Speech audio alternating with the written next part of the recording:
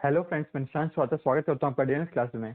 Friends, ये maths की class daily आपको Monday to Saturday 8 AM upload की जाती है। तो हम लास्ट क्लास में स्टड एंड इंडेक्सेस खत्म कर चुके हैं। तो आज हम देखने वाले हैं परसेंटेज। परसेंटेज क्या होता है, हम पहले ये देखेंगे कि परसेंटेज क्या होता है, हम इसे कैसे निकालेंगे, उसके बाद आगे का प्रोसेस देखेंगे। देखिए, आप पेपर देते हैं, मान लिया आपने टेस्ट दिया 10 मार्क्स का। टोटल मार्क्स जो था, टोटल मार्क्स वो 10 मार्क्स था। आपको आया, लेट सपोज आपको मिला 3 नंबर। ठीक है, तो आप अपना परसेंटेज निकालिए कि अगर कोई पूछा कि आपका परसेंटेज कितना है, तो हमें मिला 3 नंबर। कितने में से? 10 में से। 10 में से 3 मिला। अभी हमने मैथ कुछ नहीं जानते हैं, तो हमें 10 में से 3 मिला। अब हम इसको प्रिपेयर करते रहेंगे ताकि इससे अच्छा मार्क्स ला पाए। बट अभी हमें 10 में से 3 मिला, तो इसका परसेंटेज निकालने के लिए क्या करेंगे?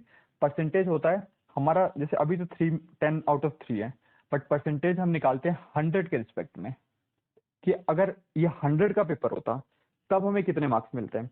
अभी तो 10 का पेपर है तो 3 मार्क्स मिले, तो हमें निकालना अगर 100 का होता तब कितने मिलते हैं। तो हमें सिंपली क्या करना होता है, इसको मल्टीप्लाई 100 कर देते हैं। जितना परसेंट आता है हम उतना परसेंट लिख देते हैं। जैसे अब हमने मल्टीप्लाई 3 किया, कट गया, कितना आ गया? 3 इंटू 10 30। तो ये आ गया मेरा 30%। यानी आपका जो मार्क्स था वो 30% मार्क्स आया था। अगर आपने फिर अच्छी तैयारी की और अब आपका आया 50 का पेपर हुआ, 50 का पेपर हुआ और आपको मिला लेट सपोज 35। ठीक है, आपको 35 मिला 50 में से, तो मुझे मिला 35 कितने में से? 50 में से। अब परसेंट के लिए हम क्या करेंगे?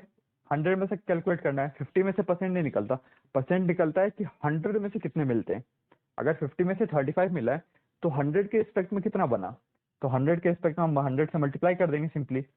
तो यहाँ से 2 इंटू 30 70%। क्या था? 70% आ गया। तो हमने देखा कि ये मेरा परसेंट 70% आ गया। अगर 35 मिला है 50 में से तो मेरा 70% आता है। वही अगर आपको, यहाँ पे लिखता हूं, आपको अगर मिला 350 600 में से, आपका 600 का पेपर हुआ, उसमें से आपको 350 मिला। अब आप बोलेंगे सर यहाँ तो 50 छोटा था तो हमने निकाल दिया, अब यहाँ पे बड़ा है। बट फिर भी हम इसको कैसे निकालेंगे? कुछ नहीं करना, वही जो मैंने आपको ट्रिक बताया, इसको 100 से मल्टीप्लाई कर दिया। 100 से मल्टीप्लाई कर दिया, ये कट गया, बचा 6। ये कट करिए इसको, 3 175 175। अब ये कट रहा है? नहीं कट रहा है। अब जितना पॉइंट में आता है हमें लिख देना है। 175 डिवाइड बाय में 3 किया हमने, डिवाइड में है ना 3, तो हम डिवाइड बाय 3 करते हैं। 3 5 जा 15, 2 5, 3 3 8 जा 24, 1, रिमाइंडर 1 आ गया, 0.0391 ऐसी 3। यानी जो मेरा परसेंट आ गया वो कितना आ गया? 58.33%। ठीक है, तो मेरा आ गया 58.33%। अगर आपको 600 मार्क्स मिले, 600 के पेपर में 350 मार्क्स मिले, तो जरूरी नहीं है कि मेरा 100 से कम ही नंबर हो तभी हम परसेंट निकाल सकते हैं। 100 से ज्यादा हो, कम हो, कितने भी बड़ा नंबर हो, हम परसेंट निकाल सकते हैं।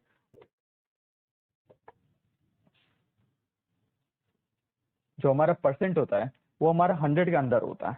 कभी भी ऐसा नहीं होगा कि आपको 50 में से 51 मार्क्स मिल गए। ये पॉसिबल है कि आपने पेपर दिया 50 का और आपको 51 मार्क्स मिल गया? पॉसिबल नहीं है।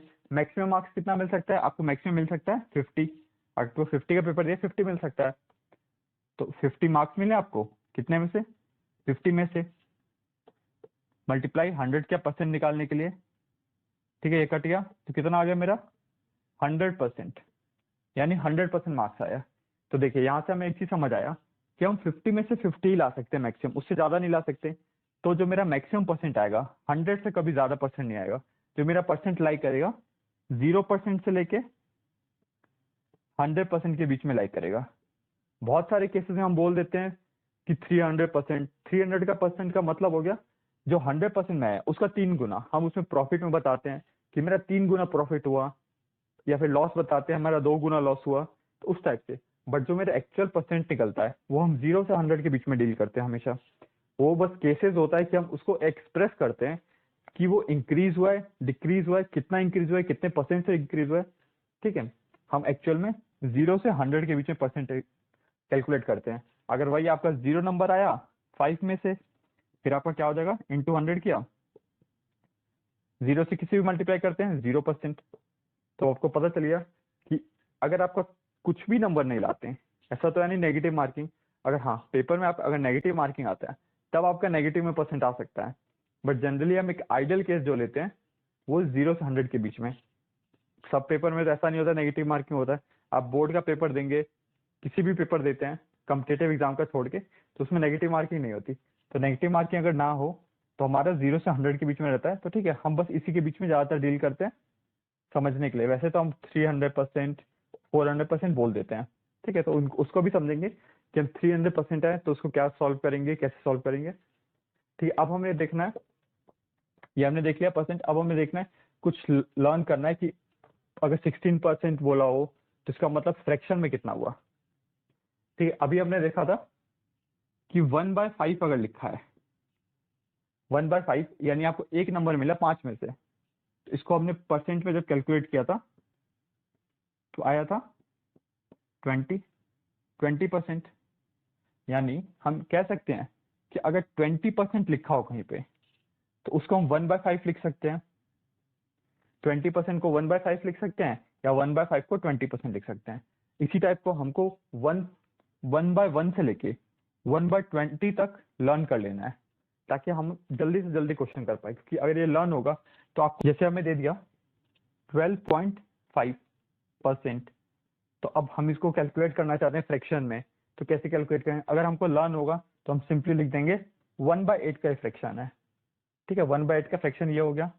अगर बोल दे 16.66%, 1/6 का। ठीक है, तो अब देखते हैं कि 1/1 से लेके 1/20 तक का जब हमें निकालना हो तो किसकी क्या वैल्यू आती है। देखिए 1/1 है, इंटू में 100 किया, कितना आ गया 100%। 1/2 इंटू 100 इक्वल टू, ये कट गया यहाँ से 50%। ठीक है, तो मैं इसको 1/2 लिखता हूँ, ऐसे आपको दिक्कत नहीं होगी, नोट कर लीजिएगा आप अच्छे से। 1/3 हो, इंटू 100 किया, कितना है 33.33%। 1/4 हो, 100 से मल्टीप्लाई किया, कितना आ गया 25%। जब यहाँ से कट जाएगा 4 से 100 कट जाएगा तो 25% आ जाएगा। 1/5 हो, इंटू 100 20%। ऐसे ही आगे का मैं आपको बता देता हूँ कि 1 से लेके 20 तक आप लर्न कर लीजिएगा। 1/6 इंटू 100 हो तो इसका मतलब हम 16.66% होगा। इसको जब हम सॉल्व करेंगे तो 16.66% या 16/2/3%। यानी अगर कभी आपको 16.66% दिखे तो आप डायरेक्टली 1/6 लिख सकते हैं। वैसे 1/7 हो तो 14.28% या 14/2/7%। देखिए यहाँ पे जब 1/7 हो तो एक चीज याद रखना है कि हमेशा 14 या 28 यानी जो भी यहाँ पे नंबर आएगा इन दोनों में से कोई एक नंबर 7 से डिविजिबल जरूर होगा। जैसे 2/7 अगर लिख दिया कभी तो इसका वैल्यू होता है 28.57। तो यहाँ पे जो 28 है ये क्या है, डिविजिबल बाय 7 है। वैसे अगर 3/7 हो तो इसकी वैल्यू होती है 42.85%। तो यहाँ पे देख सकते हैं ये 7 से डिविजिबल है। तो ऐसा 7 से जब अपॉन में 7 है तो जो भी नंबर आएगा मल्टीप्लाई करने के बाद वो हमेशा 7 से उसका एक ना एक टर्म 7 से डिविजिबल होगा, या तो पॉइंट के लेफ्ट साइड वाला या पॉइंट के राइट साइड वाला। ठीक है, और वैसे 1/8 अगर हो, 1/8 लिखा हो तो उसकी वैल्यू होती है 12.5%। ये 12 1/2%, 1/9 11.11%, 1/10 10% होता है सीधा। अगर आपको एक नंबर मिले 10 में से तो सिंपली हम 10% बोल सकते हैं। 1/11 9.09%, 1/12 8.33%, 1/13 7.69%। इसको हम बोल सकते हैं 7.7%। ठीक है, ये काफी सिमिलर है 7.7 के, 7.69 और 7.7 बोल सकते हैं हम उसको। ठीक है, 1/14 7.14%। ये भी 14 से, इसका भी यही है रूल कि 2/14 करेंगे तो जो वैल्यू आएगी तो उनमें से दोनों में से कोई एक नंबर 14 से डिविजिबल जरूर होगा। यहाँ देख सकते हैं, यहाँ पे ये 14 से डिविजिबल है, ठीक है। 1/15 होगा 6.66%, 16 2/3, 1/16 6.25%। अगर कभी आपको बोला जाए 6.25% दिया हुआ है आपका वैल्यू, तो इसका मतलब कितना है 1/16, यानी किसी बच्चे को 6.25 नंबर आया है तो हो सकता है कि उसको एक नंबर मिला हो 16 में से। अगर वही 16 अगर 2/16 दे दिया जाए, 2/16 अगर कभी दिया हो तो क्या हो जाएगा, 1/16 होता है 6.25 इंटू 2 यानी 12.5, ठीक है। 12.5 आ गया, तो देख सकते हैं अब अगर 2/16 हो तो 12.5 डायरेक्ट लिख सकते हैं, या फिर 12.5 लिखा हो परसेंट तो हम 2.16 लिख सकते हैं। तो हमें कन्वर्जन याद होना चाहिए, ठीक है। क्या जैसे हमको ये वैल्यू याद है तो हमको पता है कि मल्टीप्लीकेशन हम खुद दिमाग से अपना सोच सकते हैं कि इसमें क्या मल्टीप्लाई करें कि मेरा 1/16 का फॉर्म बन जाए, फिर 2/16 बन जाए। तो हमने देखा कि इसमें अगर 12.5 दिया हुआ है तो हमें दिख गया कि 6.25 को 2 से मल्टीप्लाई करेंगे तो 12.5 बन जाएगा, और 6.25 कितना है 1/6 है, यानी 2 से मल्टीप्लाई करेंगे यानी 2/6 हो जाएगा मेरा 2/16, ठीक है। वैसे 1/17 5.88, 1/18 5.55%, 1/19 5.26%, 1/20 5%, ठीक है। ये सब याद करना है आपको क्योंकि ये काफी इंपॉर्टेंट है। पेपर में अगर आप कैलकुलेशन फास्ट करना चाहते हैं तो काफी इंपॉर्टेंट हो जाता है, ठीक है। अब हम देखने वाले हैं इसका यूज, इसका यूज एक्चुअल में कहाँ आएगा, किस टाइप के क्वेश्चंस में। डायरेक्टली तो पूछेगा नहीं कि 1/20 बताइए कितना होता है वैल्यू, 1/17 कितना होता है, तो हम देखने वाले हैं कि किस क्वेश्चंस में पूछते हैं। देखिए अब देखते हैं इनका यूज कहाँ कहाँ पड़ेगा। जैसे कभी बोला हो कि एक पर्सन है जो 10 रुपीज खर्चा करता है, 10 रुपीज हर डे खर्चा करता है, ठीक है। वो 5 रुपीज की 2 टॉफीज खरीदता है, 5 की 2 टॉफीज खरीदता है, कितना हो गया 10 रुपीज हो गया। अब अगले दिन हो गया दुकानदार के पास, दुकानदार ने कहा कि 5 रुपए वाली टॉफी है वो अब सस्ती हो गई है और हो गई 2 रुपए की। 5 रुपए वाली टॉफी अब 2 रुपए की हो गई, तो बताइए आज वो कितने टॉफीज खरीद पाएगा, ठीक है। तो हमने तो सिंपल 10 देखा, 10 डिवाइड बाय 2 कर दिया, 5 आ गया, ठीक है। एक तो ये तरीका हो गया कि हम नॉर्मल डिवाइड करके निकालें, ठीक है। यहाँ पे 5 आ गया। अब इसको परसेंट की तरफ से सोचिए, आज रेट 5 है, कल रेट जो हो गया मेरा 2 हो गया, कितना डिक्रीज हुआ रेट 5 - 3, 5 - 3 2 हुआ, यानी कितना परसेंट डिक्रीज हुआ 3/5%, ठीक है। 3/5% डिक्रीज हुआ। आज मैं खरीद पाता था 2 टॉफी, आज मैं 2 टॉफी खरीद पाता था, अब कल मैं कितना खरीद पाऊंगा, मुझे परसेंट के फॉर्म में निकालना है। तो अगर आप देख रहे हैं कि अगर रेट डिक्रीज हो रहा है, रेट क्या हो रहा है डिक्रीज हो रहा है, तो वैल्यू ज्यादा मैं खरीद पाऊंगा क्योंकि हमेशा मेरा पैसा तो सेम रहेगा ना। अब मैं 10 रुपए खर्चा करता हूँ तो 10 रुपए तो 10 रुपए रहेगा, बट मेरा प्राइस के ऊपर मेरा कंजम्पशन डिपेंड करेगा कि अगर प्राइस हाई होगा कंजम्पशन मेरा लो हो जाएगा, क्योंकि पैसा मेंटेन करने के लिए प्राइस लो होगा तो कंजम्पशन हाई हो जाएगा। तो वही है कि 5 से अगर 2 हो गया प्राइस, 3/5 का मेरा कम हो गया प्राइस, तो मेरा कितना मैं कंजम्पशन बढ़ा पाऊंगा। तो देखिए 3/5 है, डिक्रीज हो रहा है, तो अब हमको करना है इंक्रीज, इंक्रीज करना है क्योंकि ये वैल्यू तो इंक्रीज हो गया। अगर ये ऊपर वाली वैल्यू डिक्रीज हो रही है, अगर पैसा डिक्रीज हो रहा है, प्राइस डिक्रीज हो रहा है, तो मेरा कंजम्पशन इंक्रीज होगा, इतना तो पता है। अगर मेरा प्राइस डिक्रीज हुआ कंजम्पशन इंक्रीज होगा। अब कितना से इंक्रीज होगा 3/5 से आपको क्या करना है, ऊपर वाला तो सेम लिख दीजिए, ठीक है। अब डिनोमिनेटर माइनस न्यूमिनेटर क्यों किए हैं ये भी मैं बताऊंगा। अगर प्राइस डिक्रीज हो रहा है तो इंक्रीज करना है मुझे दूसरे का प्राइस या कंजम्पशन, तो numerator same, denominator minus numerator कर दीजिए, ठीक है। अब देखिए ये कितनी वैल्यू आ गई 3/2, यानी 3/2 वैल्यू आ गई, यानी 2 में से 3 इंक्रीज हुआ। ये इंक्रीज को शो कर रहा है कितना इंक्रीज हुआ। तो पहले मेरा अगर 2 था तो 3 इंक्रीज होगा, तो अब क्या हो जाएगा 5। देख सकते हैं हम इस तरीके से भी निकाल सकते हैं। अब मल्टीप्लिकेशन का मेथड छोड़ के, डिवीजन का मेथड छोड़ के परसेंट मेथड से निकालेंगे। ठीक है, अगर कल बोल दिया जाए कि एक प्रोडक्ट है जो 10 रुपए का है, उसकी प्राइस 10% से डिक्रीज होगी, 10% से डिक्रीज होगी, तो बताइए आपका कंजम्पशन कितने परसेंट से इंक्रीज होगा? आपका कंजम्पशन कितने परसेंट से इंक्रीज होगा? तो हमें प्राइस से तो मतलब ही नहीं है। अगर किसी प्रोडक्ट का प्राइस 10% से डिक्रीज हो रहा है तो कंजम्पशन कितने परसेंट से इंक्रीज होगा? देखिए 10% का मतलब 1/10। अभी मैंने देखा था, आपको बताया था कि 10% लिखा हो तो सीधा हम 1/10 कर देंगे, 1/10। ठीक है, 1/10 अगर 10% से डिक्रीज हो रहा है, 1/10 से डिक्रीज हो रहा है, कितने से इंक्रीज होगा? अभी क्या बताया, न्यूमिनेटर सेम लिखिए, डिनोमिनेटर माइनस न्यूमिनेटर, ये इंक्रीज होगा, कितना आ गया 1/9 से इंक्रीज होगा। 1/9 क्या होता है? 11.11%। अगर किसी प्रोडक्ट का प्राइस 10% से डिक्रीज हो रहा है तो मेरा कंजम्पशन 11.11% से इंक्रीज हो जाएगा।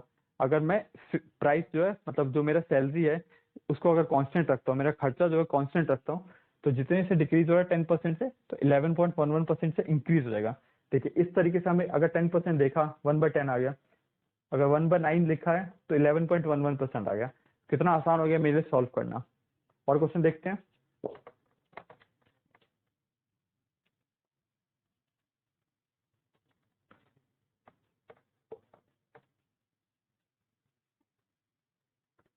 तो देखिए ये क्वेश्चन है, मीट का प्राइस इंक्रीज हो गया 16.66% से, तो हमें निकालना है कि जो डिक्रीज हुआ कंजम्पशन, कितने परसेंट से मेरा कंजम्पशन डिक्रीज हो गया।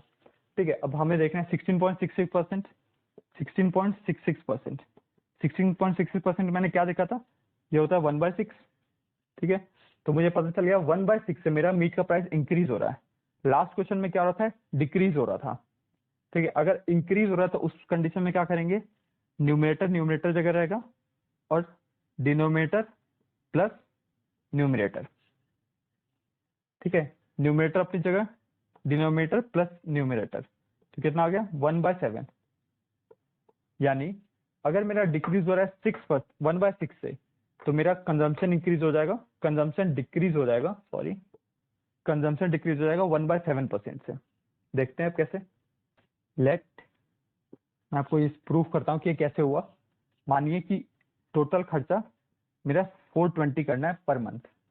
ठीक है, मीट के ऊपर खर्चा 420 रुपए का खर्चा करना है मुझे। ठीक है, पहले जो मीट का प्राइस था 60 रुपीज पर केजी था, उसके अकॉर्डिंग मैं मीट कितना ले पाता था, 7 kg।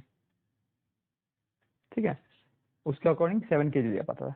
अब क्या है, 1/6 से इंक्रीज हो गया, 1/6 से इंक्रीज हो गया, इसका मतलब क्या होता है, 1/6 से इंक्रीज का मतलब पहले जो 6 था अब उसमें एक और चला गया ऐड, पहले जो 6 था उसमें एक और ऐड हो गया, यानी अब हो गया 7। ठीक है, पहले 6 था तो अब 7 हो गया। अगर पहले 12 होता, मैं एक बात बोल रहा हूँ, अगर पहले 12 होता तो 6 से 1 प्लस हो रहा है, तो यानी 12 से कितना प्लस होगा, 2 प्लस हो जाएगा, तो 12 से 14 हो जाता।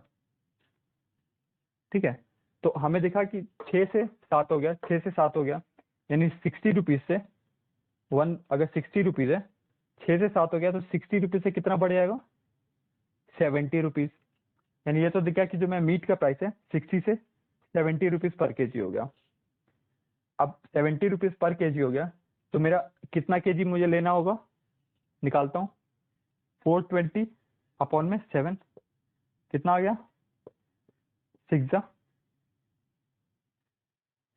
70, 6 आ गया। ठीक है, यानी अब मैं जो ले पाऊंगा 6 केजी ले पाऊंगा।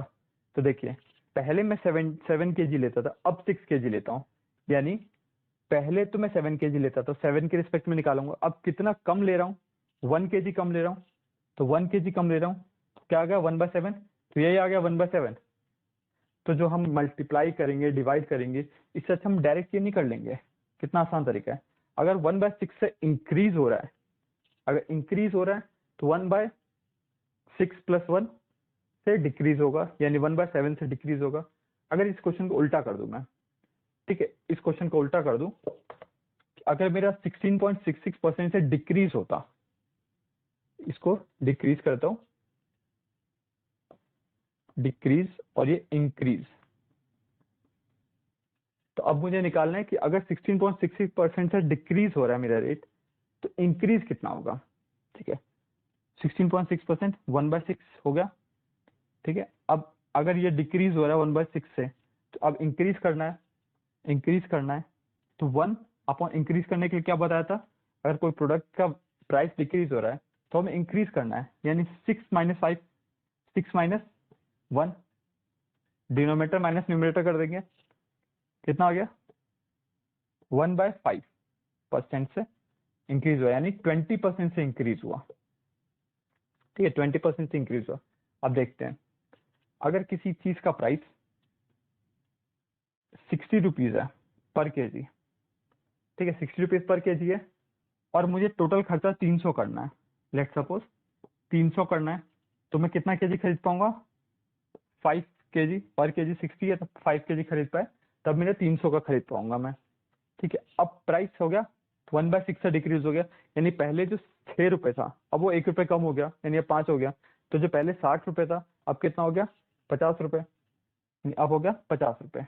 अब कितना खरीद पाऊंगा, तो देख सकते हैं डिवाइड करेंगे, 300 डिवाइड बाय 50, 6 आ गया, यानी अब मैं 6 केजी खरीद पाऊंगा। यानी मेरा इंक्रीज कितने का हुआ, 1 का इंक्रीज हुआ, 1 केजी का इंक्रीज हुआ। कितने से इंक्रीज हुआ, कभी भी हम जो पहले का वैल्यू होता है ना उसके रिस्पेक्ट में निकालते हैं, हम जो वैल्यू निकालते हैं पहले की वैल्यू कितने से इंक्रीज हुआ, 1/5 से इंक्रीज हो गया, क्योंकि पहले 5 था अब 1 इंक्रीज हो गया। ठीक है, तो अब 6 हो गया, तो 1/5 से मेरा इंक्रीज हो गया। तो वही देखिए, अगर कोई प्रोडक्ट का प्राइस डिक्रीज हो रहा हो तो हम उस कंडीशन में माइनस करते हैं, अगर किसी प्रोडक्ट का प्राइस इंक्रीज हो रहा हो तो उस कंडीशन में प्लस करते हैं। ठीक है, तो आशा करता हूँ आपको एक क्वेश्चन समझ आ गया होगा, आपको ये पैटर्न भी समझ आ गया होगा। तो फ्रेंड्स, आपको ये वीडियो कैसा लगा, प्लीज इस वीडियो को लाइक करिए और ज्यादा से ज्यादा शेयर करिए, क्योंकि आप जैसे पढ़ने वाले बच्चों तक ये जाना चाहिए वीडियो, ताकि वो अच्छे से एग्जाम क्रैक कर सकें। और अगर आप हमारे चैनल पर न्यू हैं तो इस चैनल को सब्सक्राइब करिए।